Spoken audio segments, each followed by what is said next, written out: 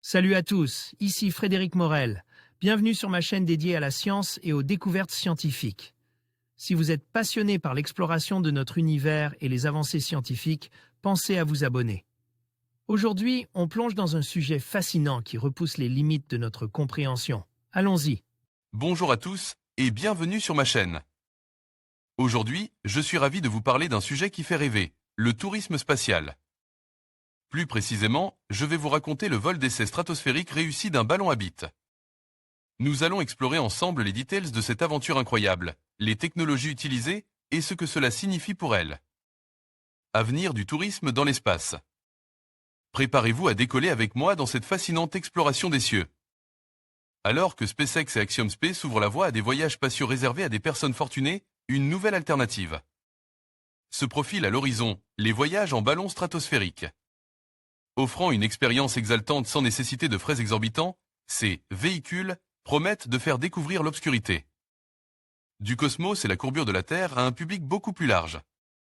Parmi les entreprises pionnières de ce secteur émerge Zefalto, qui vient de réaliser avec succès un vol d'essai à bits, se distingue par ses ambitions à la fois touristiques et scientifiques.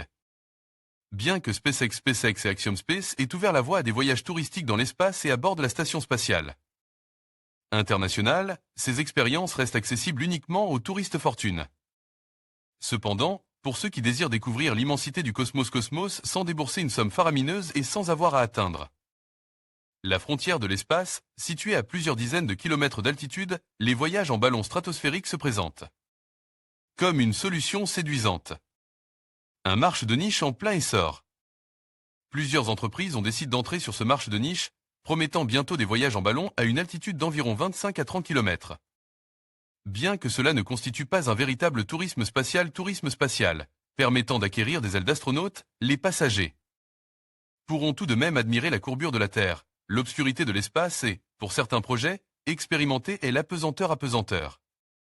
Ces entreprises parient que l'attrait des vols touristiques spatiaux réside moins dans la brève incursion dans l'espace que dans le spectacle époustouflant de la Terre vue d'en haut.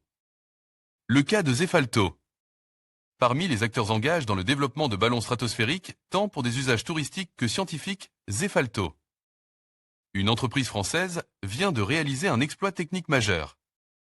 Le 11 octobre dernier, Zefalto a mené avec succès un vol d'essai à bits à bord d'un ballon réutilisable, accomplissant également un ensemble de missions scientifiques.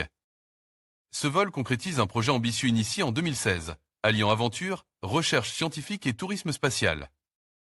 Vol de démonstration de la capsule pressurisée de Zefalto. Ce vol a été opéré par Vincent Faredasti, fondateur de Zefalto, accompagne de son copilote Amaury Jarousse. Zefalto Innovation et Tests technologiques. Le vol en question a servi à tester un prototype de capsule pressurisée, baptisé Céleste, qui sera utilisé pour les futurs vols commerciaux de l'entreprise. Les résultats ont été concluants en matière de contrôle du ballon, un aspect crucial pour assurer la sécurité des passagers.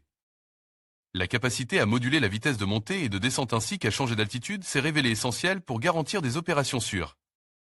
De plus, les systèmes des oxygène-oxygène, de pression-pression et de communication ont tous été testés avec succès, renforçant la confiance dans la technologie mise en œuvre par Zefalto.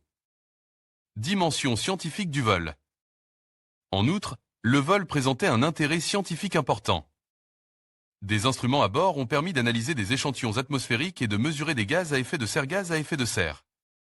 Ce projet visait à tester la résistance des matériaux conçus pour des applications spatiales dans des conditions environnementales sévères, ainsi qu'à évaluer les capacités des matériaux thermochromiques et photochromiques face aux variations de température et de niveau de radiation le long du parcours atmosphérique de la capsule. Céleste passera 3 heures à son altitude maximale, offrant aux passagers la possibilité de contempler le lever du soleil depuis la grandeur de la stratosphère et une expérience unique à venir. Le lancement prévu en 2025 de la capsule Céleste marque une nouvelle étape stratégique pour Zefalto. Cette capsule permettra à ses passagers de s'élever à 25 km d'altitude en 1h30, offrant des vues spectaculaires sur la courbure de la Terre, accompagné de prestations gastronomiques de haut niveau. Au cours d'un vol total de 6 heures, Céleste passera 3 heures à son altitude maximale, offrant aux passagers la possibilité de contempler le lever du soleil depuis la grandeur de la stratosphère. Cette expérience vise à séduire un large public, au-delà des simples passions de l'espace. En conclusion, Zefalto désire se positionner comme un acteur clé dans le tourisme spatial à des altitudes stratosphériques tout en contribuant à de la recherche scientifique à ces altitudes. En conclusion, ce vol d'essai stratosphérique réussi marque une étape significative dans le développement du tourisme spatial. Avec des avancées technologiques prometteuses et une expérience unique à offrir, l'avenir du voyage dans la haute atmosphère semble plus proche que jamais. Alors que nous nous dirigeons vers une nouvelle ère d'exploration, il est passionnant d'imaginer les possibilités qui s'offrent à nous. Restez connectés pour suivre les prochaines étapes de cette aventure fascinante.